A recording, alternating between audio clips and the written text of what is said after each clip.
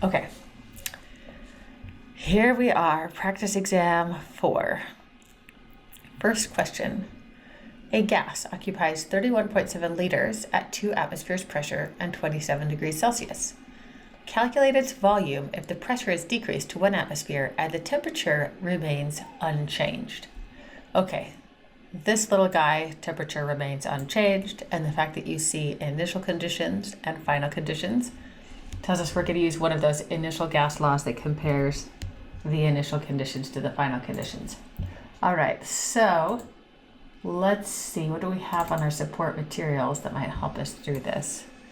Again, I do give you the ideal gas law. Maybe that'll help us come up with the gas law we need.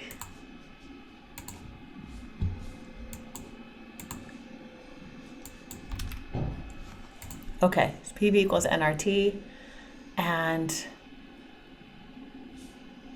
if it's the same sample of gas, then N is constant, R is a constant, and they told me temperature is constant, so P times V is constant. So this is the gas law that I need to use. P1 V1 equals P2 V2.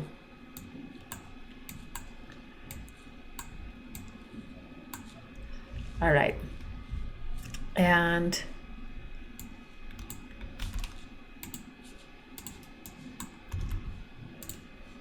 I'm gonna say there's my V1.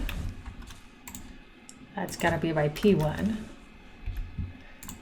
This is my P2. Okay, and that 27 degrees Celsius is honestly just there to distract me. Okay. All right, so temperature remains unchanged. You shouldn't try to use the combined gas law and put both temperatures in there. It actually would totally work for you if you did that, but it's just extra work that you don't have to do. So to solve for V2, calculate its volume, which is what they want right here. Calculate the volume. Solve for V2, I'm going to divide both sides by P2, right? I'm going to say P1 V1 divided by P2. It's going to be equal to my V2. So now I'm just going to plug that in. Sorry, that's sloppy, but 2 atmospheres, 31.7 liters, divided by 1 atmosphere.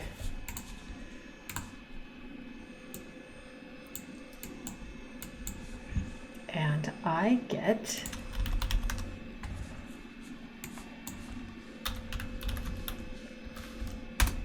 63.4 liters. Is that what you guys got?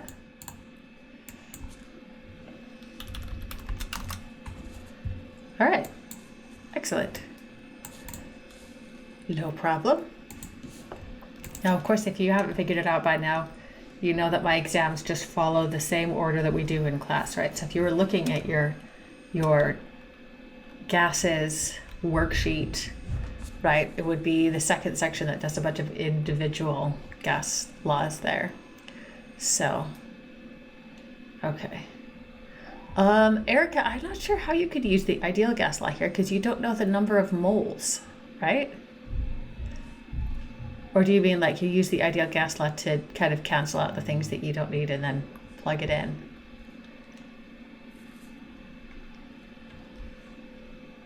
Okay. Okay.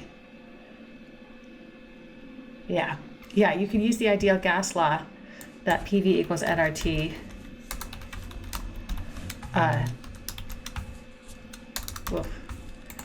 Use that, which I do give you, to come up with the combined gas law, right? Oops. And then cancel out the pieces you don't need. That is exactly what I recommend doing. So you go from the ideal to the combined, then we didn't need the temperature on this last one. All right, let's see. What? You transfer a sample of gas at 17 degrees Celsius from a volume of 4.26 liters and 1.1 atmospheres to a container at 37 degrees Celsius that has a pressure of 1.1 atmospheres. What is the new volume of the gas? You can use the combined gas law here, but one thing to note is that your pressure remains totally unchanged. So really all you need is V and T, right? V1, 2. V1 over T1 equals V2 over T2 is the one that we're going to use to solve this guy.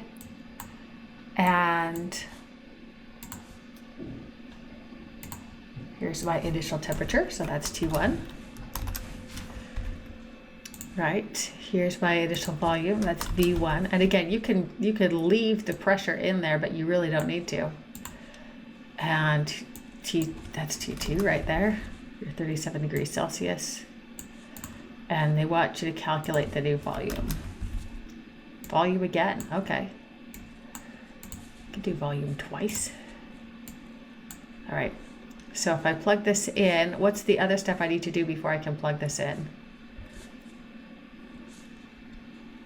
Yeah, convert to K. I need to solve for V2. That's the easy part, times both sides by T2. There we go, and convert to K. They liked volume on the practice exam. Yeah, not sure quite why that happened, but whatever, it's okay. We can solve for volume lots of different ways. All right, 17 plus 273.15. So that's 290.15.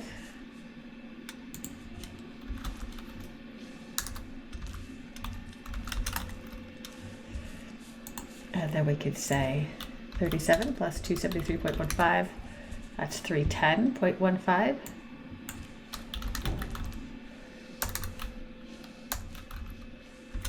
Okay. So now we could just plug this in and say, all right, so T2 being 310.15 multiplied by V1, that's 4.26 liters. Excuse me. There we go. Divided by 290.15 Kelvin.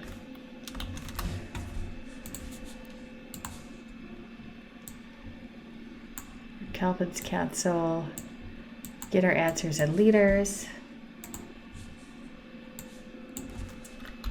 310.15 times 4.26 times, no, divided by 290.15. 4.55 liters. Is that what you guys got?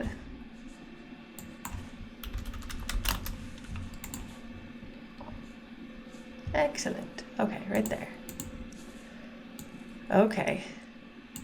A sample of helium has a volume of 480 milliliters at 47 degrees Celsius and 740 millimeters of mercury. The temperature is lowered to 22 degrees Celsius and the pressure to 625 millimeters of mercury. What is the new volume? You're right, they do like volume on this practice test. Okay, so we have here an initial volume, V1, and an initial temperature, T1. And I'm just gonna convert that right now to 320.15 Kelvin. Okay, and this is my initial pressure. And the pressure does change here. And the temperature also changes. 295.15.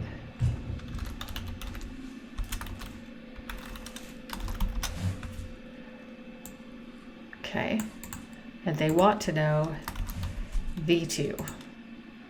So since everything's changing, I am going to use the combined gas law for this guy. The P1 V1 over T1 is equal to P2 V2 over T2.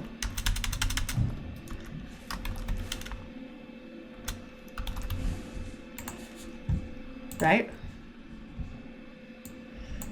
And just to verify, both of my pressures are in millimeters of mercury. Both of my temperatures are in Kelvin, so that totally works. My V1 is in milliliters, so that's probably what I'm going to get. Okay, so to solve for V2, I am going to put T2 on the top and P2 on the bottom. So that'll cancel my P2s and my T2s. And I'm left with V2s. Now I don't have to convert to atmospheres, right? The millimeters of mercury will cancel. It's only if I'm using the ideal gas law that I have to be in atmospheres. All right, so when I do that, I'm going to get T2, P1, V1 over P2, T1 is equal to V2. All right. And if I just plug these in, now obviously it won't hurt you, by the way, if you do convert it to atmospheres. If you do that right, it's just an extra step, but it won't give you the wrong answer. P1 I said was 740 millimeters of mercury. V1 was 480 milliliters.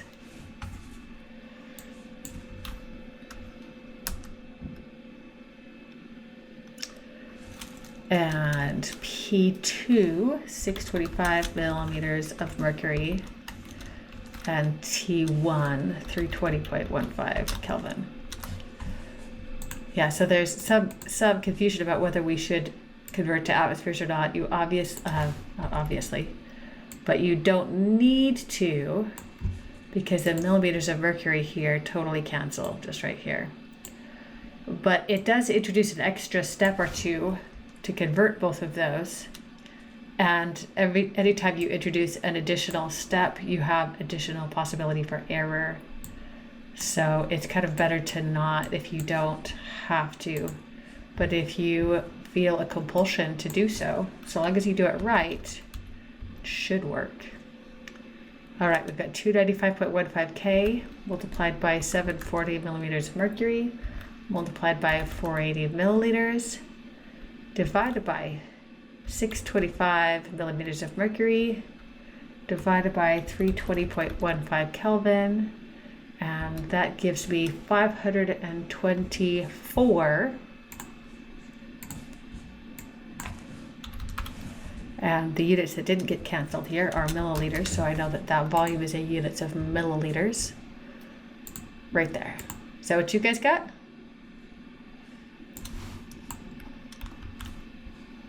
Excellent. Okay, I'm gonna scroll down here. Okay, so what is the volume? A volume again, wow, of a helium balloon that contains 3.26 moles at 27 degrees Celsius and 1.1 atmospheres. Okay, here I don't have a before and after, so I'm gonna have to use the ideal gas law that compares these variables directly to each other. Another good giveaway here is they gave you moles, and the ideal gas law is kind of the only one here that uses moles. So we're going to plug that in. And just to verify, that's my N, number of moles. And this is my T, which again, I'm going to 27 plus 273.15, 300.15. And here's my P.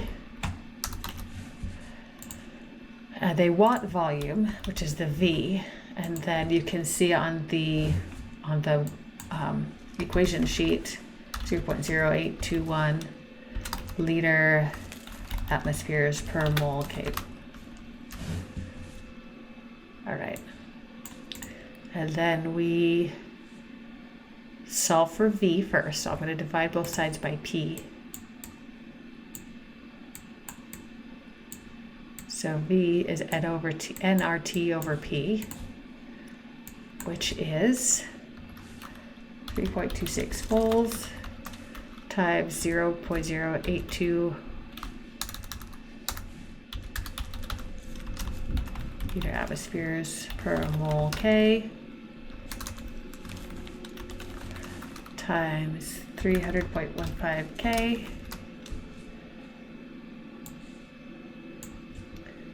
divided by the pressure of 1.10 atmospheres. I'm going to move this for you. Just like that. I know it's really tempting to drop all the units because they take up so much space.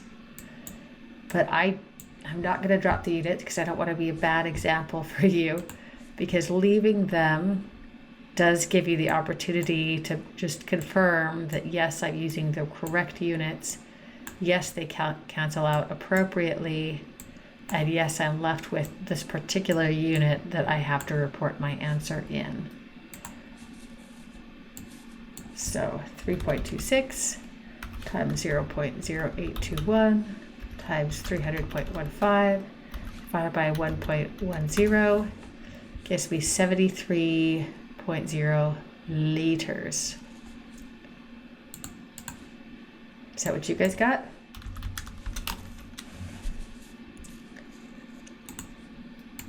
Okay.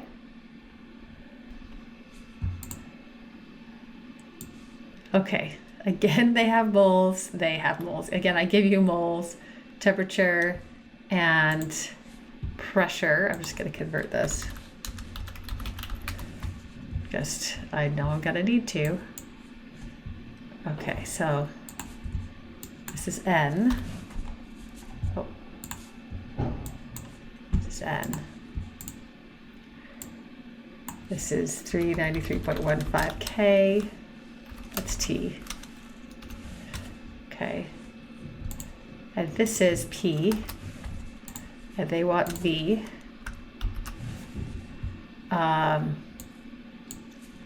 They tell us it's helium, but it doesn't actually matter that it's helium. We're going to need the ideal gas law. PV is equal to nRT, because they didn't have you give you like a before pressure and an after pressure kind of a thing. And because PV equals nRT, we're going to need R, 0.0821 liter atmospheres per mole K, which Sarah and Nicole have both noted that means that because this is in K and this is in moles, that's fine, but this has to be in atmospheres in order to cancel for the R.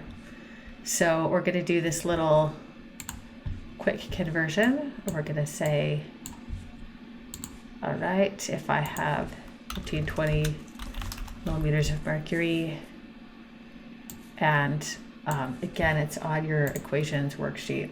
I'll show this to you. That 760 millimeters of mercury is equal to 1 atmosphere. So that's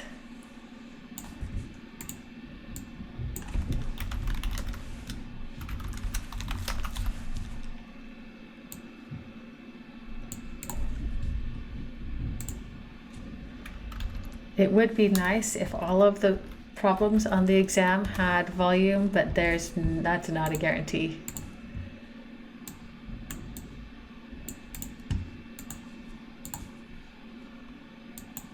Okay, so my millimeters of mercury cancel, and I'm left with 2 atmospheres. Okay, now I can solve for V.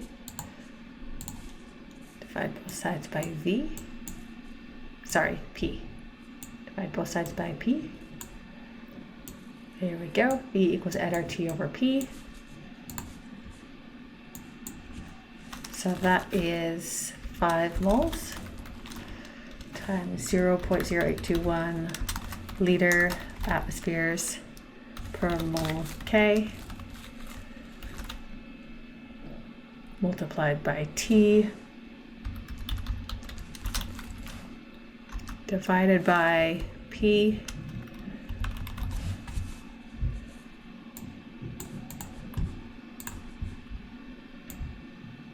Here we go.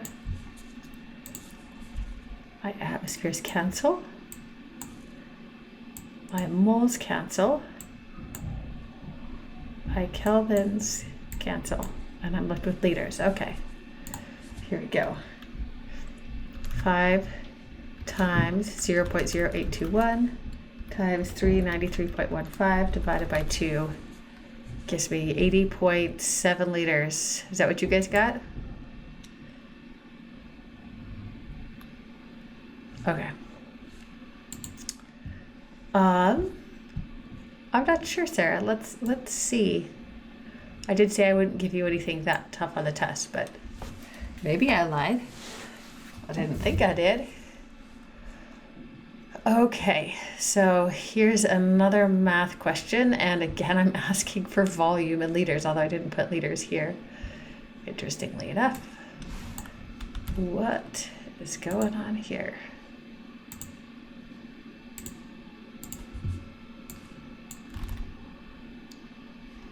Oops, put you up here.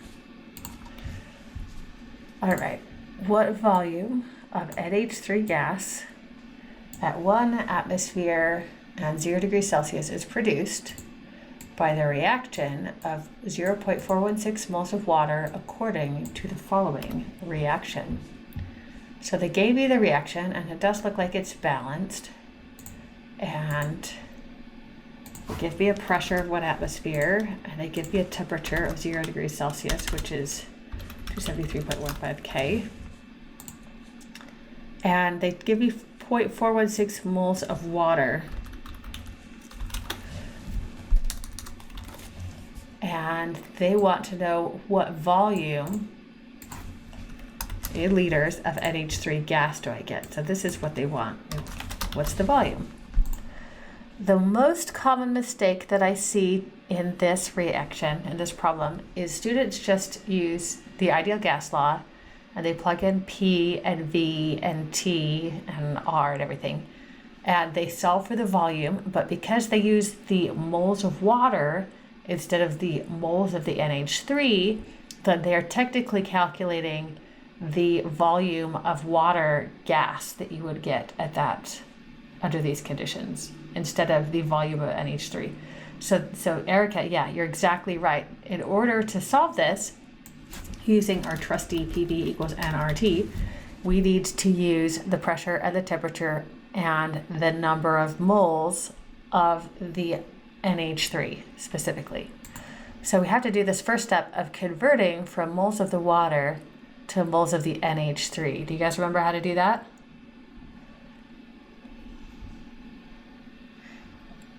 All right, Erica, lay it on me. What do I need to do? Yes, I'm going to use the coefficients, right?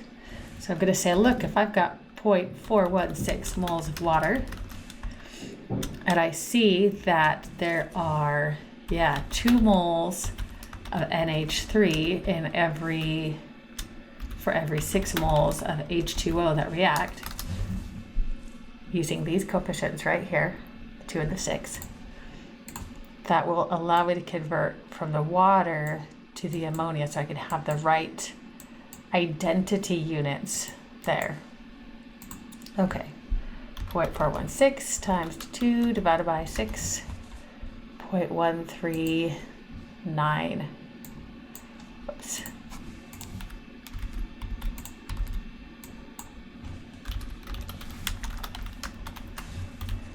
Perfect. All right. So now let's just solve for V. So I'm going to divide both sides by P. There we go. Yeah, now we can use the ideal gas law because we have the correct identity units on our moles there. So just plug it in. And we're going to use the N that I just solved, 0.139 moles of NH3. And R, 0.0821 liter atmospheres per mole K, and the T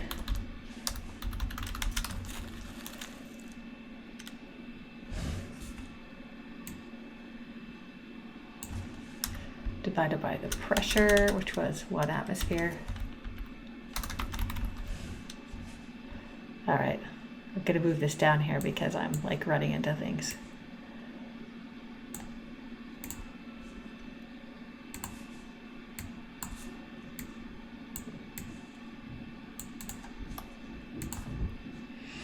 Divided by, I do have to say through this semester, I've gotten much better at drawing straight lines with a mouse in Paint.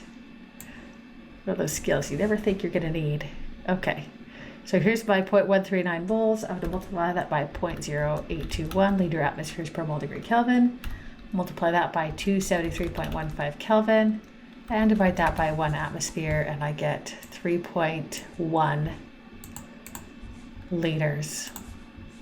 Just to verify, the moles cancel, the kelvins cancel, the atmospheres cancel, and we're left with liters. I want you to also notice we're left with the NH3 that didn't cancel. The mole units canceled, but the NH3 did not, right? So if you had kept your measurement units and your identity units, and you cancel them out carefully, that'll prevent you from making the mistake of using the water there. Sarah says, why don't any of these answers have units? Probably just because I said, look, I want this, the volume, and I'm going to use this unit here. Up here, I said calculate the volume, but I didn't tell you what units I wanted it in, so I had to give you units. That would have been unfair to not give you units here. But here, since I said I'm in liters, it doesn't, you could apply that to each of those. Okay. All right, a conceptual problem. Which of the assumptions of the kinetic molecular theory best explains the observation that a gas can be compressed?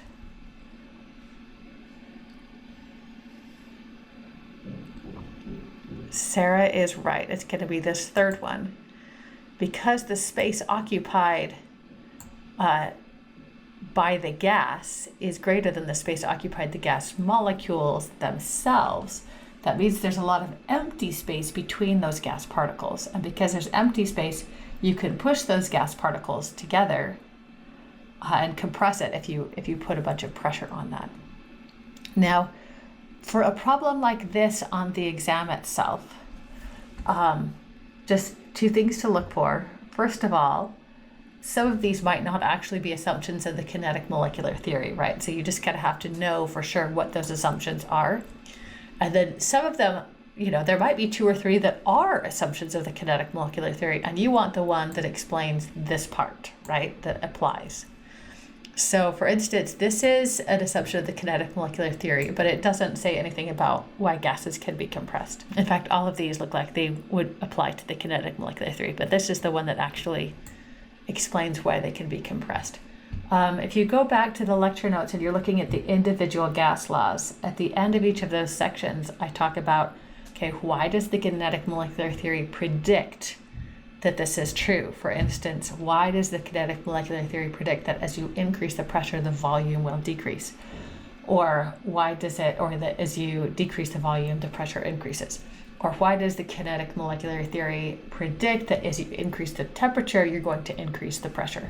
And I look at those. So make sure that you understand not just what the kinetic molecular theory says, but then that explanation as to why it helps predict the things that we observe here. Okay, let's see.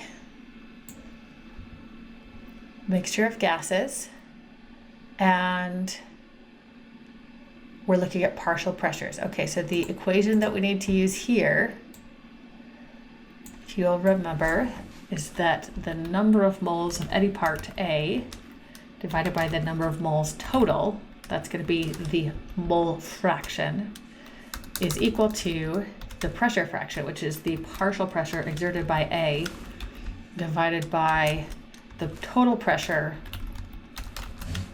of the system. So this is your equation. So you've got a mixture of gases. There's your P tote, 760 millimeters of mercury right here. Okay. Okay. And we know the partial pressure of 90 and the partial pressure of 270. Oh, this is even easier than what I was saying. Well, the individual pressures have to add up to the total pressure, right?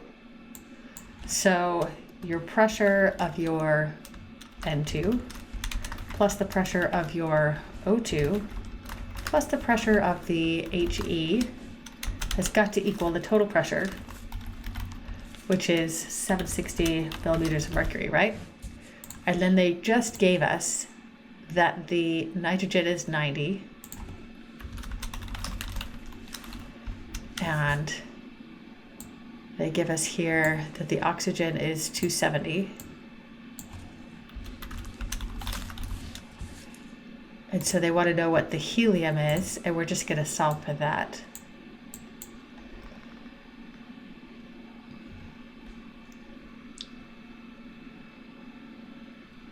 So I'm not sure. Hang on a second. I'm going to solve this first. So 760 minus the 270 minus the 90. You've got 400 that would have to come from the helium. So for this problem, I just kind of by default went to this equation that I was expecting to use, but then I didn't need to. Right? I don't know if you guys ever do that on the exam, but that is exactly what I did. We didn't need this. If I had given you the number of moles of each, which is kind of what I was expecting that I would have done, give you the number of moles of each, then you'd have had to add them up and then find the fraction and then plug it in here. But we didn't need to do that. We do need to recognize that the number of moles total, you just add up the individual number of moles of each component part, and the pressure total is equal to the number of the pressure of each component part. So that's what this ended up testing you on, was like, do you recognize that when you've got a mixture of gases, the total pressure being exerted is just a sum of the individual pressures that are there? Does that make sense?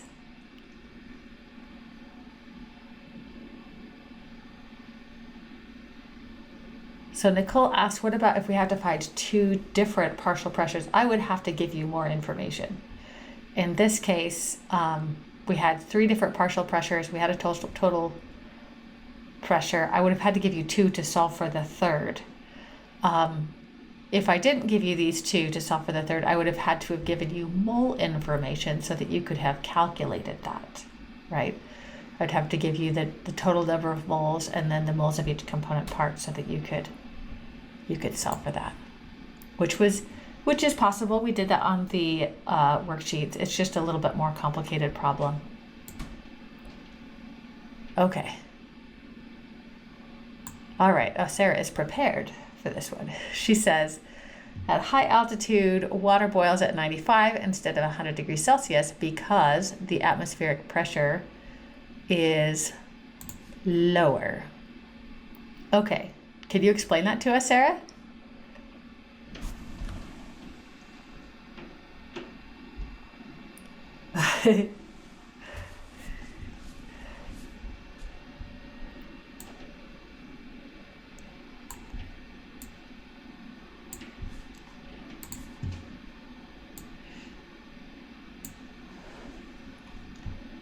So if you have, for instance, you've got a pot of water here, and at each temperature, it exerts a certain vapor pressure, right? That's basically the pressure of the water trying to escape as a vapor, trying to evaporate. That's the vapor pressure. Now, at lower temperatures, the vapor pressure is lower, and at higher temperatures, the vapor pressure is higher. But also on the surface of this, you have the pressure of gases coming down on top of it, right? The atmospheric pressure is exerting pressure going down at the same rate that as the vapor pressure is exerting pressure kind of pointing up.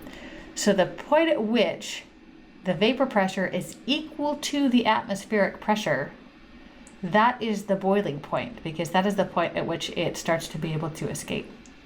So if your atmospheric pressure is lower, then you can do that at a lower temperature because you can do it when your vapor pressure is a little lower, if that makes sense. But yeah.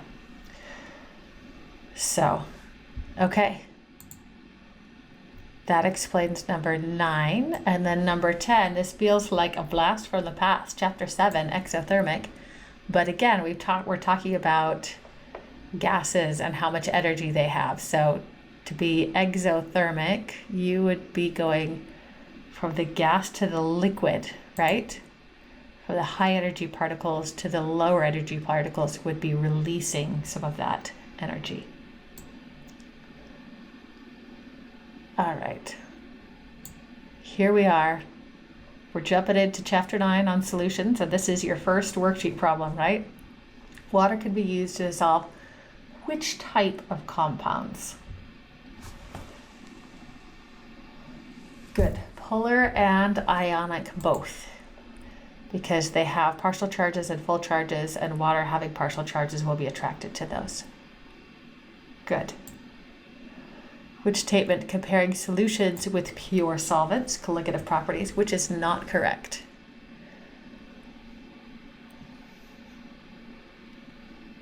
Lower boiling point, that's right. Now don't get hung up on this wording. I don't think I use the words non-volatile solute here, but this is like salt basically, right? So salt is being, not volatile. It's not just going to evaporate on its own. So if you add salt to water, the boiling point always, goes up. Boiling point elevation, right? That one? Freezing point depression. Oh, it's not correct. Okay. That's my problem. Yeah, that's not correct, because we know that boiling point goes up, and that's what this is saying. We know the freezing point goes down. That's what this is saying. And so on and so forth. All right, so this is just basically salt and water is not going to have a lower boiling point than the pure water. And here we go, math. 50 milliliter sample of a 6 molar solution is diluted to 200 milliliters. What is the new concentration? Okay, you guys should have this one memorized. The formula for dilutions. My initial concentration times my initial volume is equal to my final concentration times my final volume. And this time I'm solving for concentration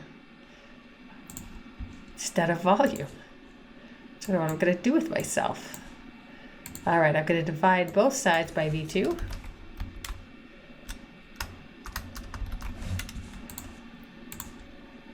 And I want to plug that in. My initial concentration was 6 molar. My initial volume, 50 milliliters. And my final volume, 200 milliliters. And I could do a quick unit check here. My milliliters do cancel, so I'm totally good. I could just plug it in exactly like that and calculate molarity. 6 times 50 divided by 200 gives me a new concentration of 1.5 molar HCl. There we go. Excellent. Milliequivalents. Okay.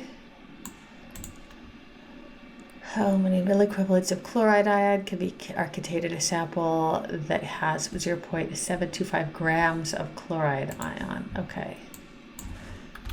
0.725 grams of chloride with a 1- charge.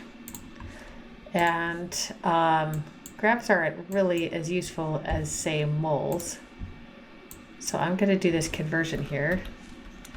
1 mole of my chloride in my periodic table, which you guys have, that's 35.45 grams chloride. Yeah.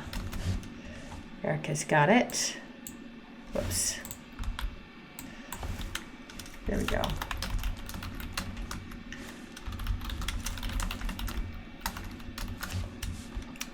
And then how do I get to equivalence?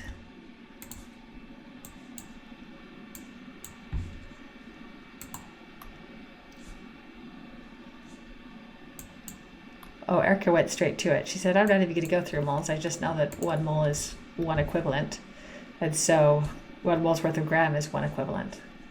That's okay. Totally good. 1 equivalent. Why is 1 mole of chloride only 1 equivalent?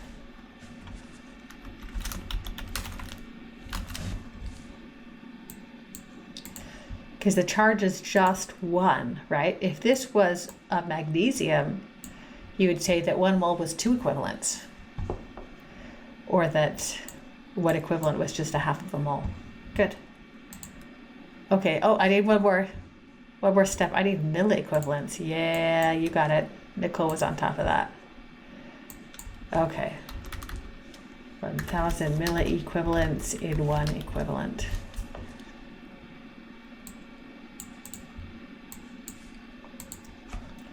0.725 divided by 35.45. Multiply that by 1,000. I get 20.45 milliequivalents. Perfect.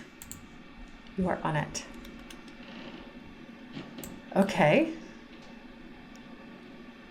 15. What is the molarity, capital M here, of a solution prepared by dissolving 10 grams of acetone, it's given this formula, in enough water to make 125 milliliters of solution? So what's, yeah. Sarah says I'm going to take my grams, convert it to moles, and then divide it by, I've got to convert my milliliters to liters, right? Okay, so we've got 10 grams C3H6O. If you guys are totally on it, Erica tells me the molar mass is 58.078 grams per mole. Is that right? Yeah.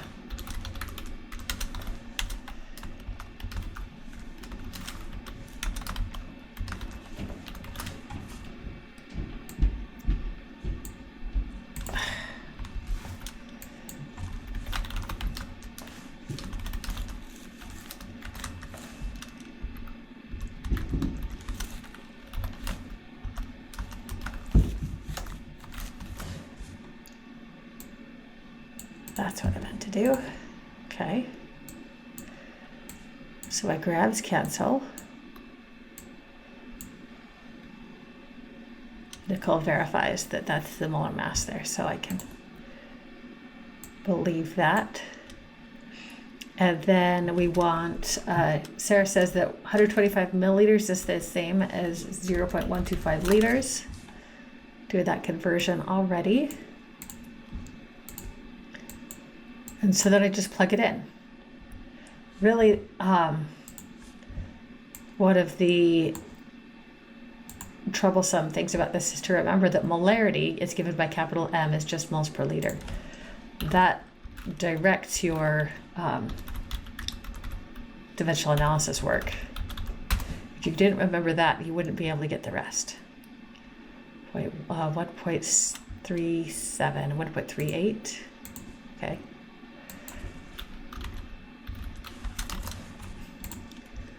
But if you do remember that molarity is moles per liter, then we just had to do one conversion per moles, one conversion per liters, and then put the two together.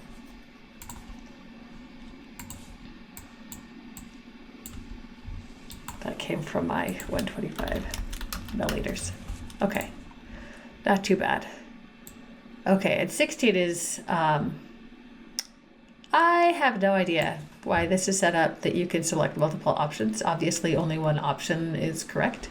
So please don't select multiple options. And this one's even easier. It just gives you moles and it gives you liters. It says, hey, what is the molarity? So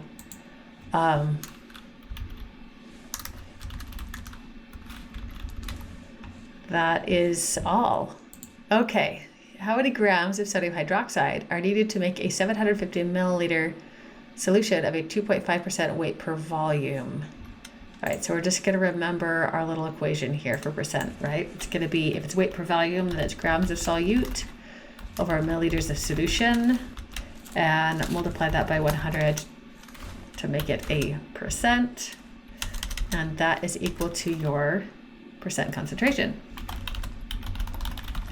So if I solve for grams of solute, which is what they want, I'm going to multiply both sides of this by the milliliters of solution.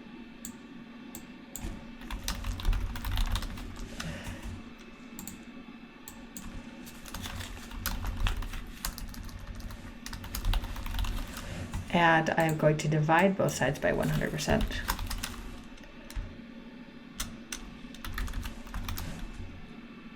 Here.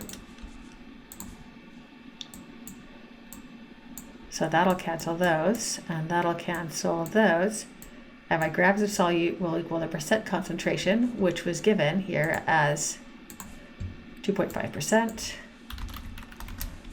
multiplied by the milliliters of solution, which was 750 milliliters, divided by 100%.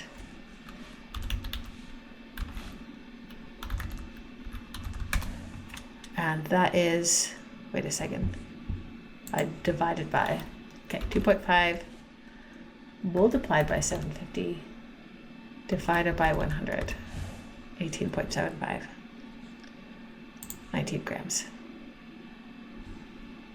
That one pretty straightforward.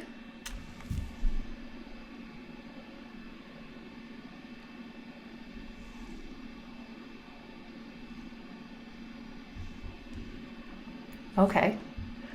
For question 18, I give you molarity and I'm asking for osmolarity.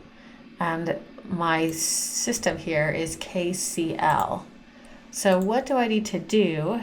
Oh, yes, okay, Sarah is on it. So she's gonna remind us very specifically the equation that we need is osmolarity is equal to molarity times the number of particles, which Nicole tells us, in this case, it's 2, right? Because my KCl in solution, because it's ionic, it dissociates into potassium ions and chloride ions.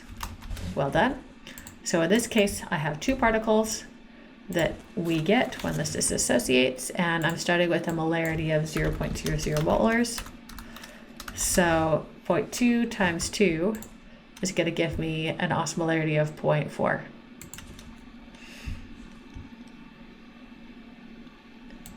Okay. All right. Only 2 left. Calculate the concentration in parts per million of a pollutant that has been measured at 450 milligrams per 150 kilograms of solution. Okay, so just to remind myself, the formula I'm going to use here, is going to be, looks like they give me mass and mass. So it's going to be grams of solute in grams of solution. And it says parts per million, so I'm going to multiply that by 10 raised to the 6, that's a million, right? And that's going to give me my parts per million. So to solve this problem, I see the pollutant is 450 milligrams. So, and I see that my solution, my sample, is 150 kilograms. All right, so what I have to do here is convert both of these things to grams so I can plug them into the equation. So Sarah has done that for us. She has reminded us that we've got 1,000 kilograms in 1 gram. So that ends up being 150,000 grams. And she has reminded us that we have 1,000 milligrams in every 1 gram.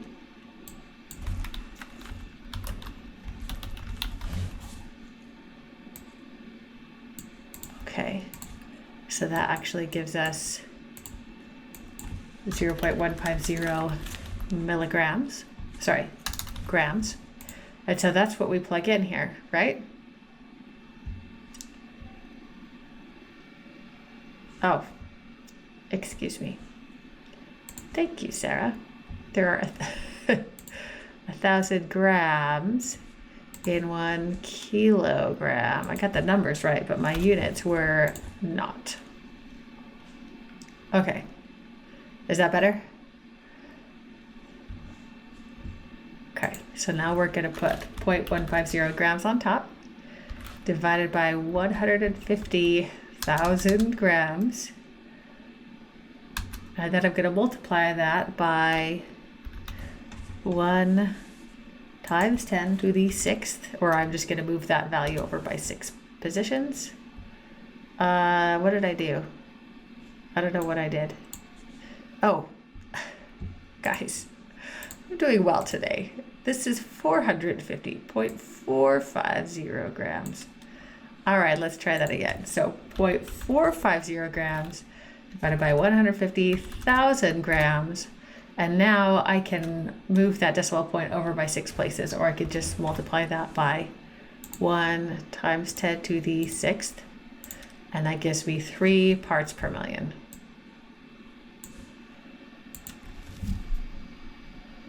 Good. You guys are with me. At least Sarah, Nicole, and Erica are. All right, finally. The solubility of gases in liquids is going to do what as the temperature increases? So we know that the solubility of gases in liquids goes down. It decreases as the temperature increases, because your soda, your mug of soda is getting a lot faster in a hot car than in a cold fridge, right? So the gases have a lot of energy. The heat gives out even more energy. They just escape faster. But the solubility of the gas in liquids is going to increase as the pressure of that gas on the surface increases, because then you just have, as that gas increases the pressure on the surface, some of it is actually going to penetrate and get dissolved. So we want decreases and increases right there. Does that make sense?